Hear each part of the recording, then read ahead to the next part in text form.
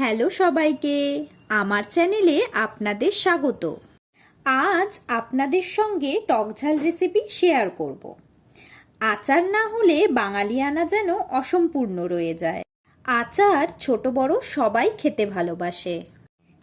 তাহলে চলুন আজ আমলকির আচারের রেসিপি আপনাদের সঙ্গে শেয়ার করি। এটা বানানো খুব সহজ, খেতেও দুর্দান্ত। প্রথমে কড়াই গরম করে তাতে একে একে গোটা জিরে, ধনিয়া, শুকনো লঙ্কা, মৌরি দিয়ে তা ভালোভাবে ভেজে গুঁড়ো করে নেবেন।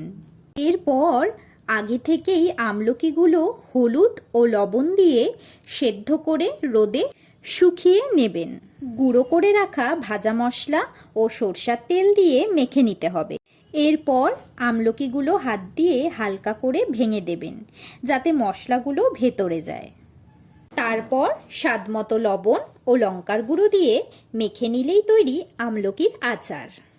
আচার রোদে দিলে কিন্তু স্বাদ আরও বেড়ে যায়, তাই মনে করে রোদে দিতে ভুলবেন না যেন। ভিডিওটি ভালো লাগলে লাইক, কমেন্ট, শেয়ার করবেন এবং আমার চ্যানেল প্রথমবার দেখলে সাবস্ক্রাইব করতে ভুলবেন না।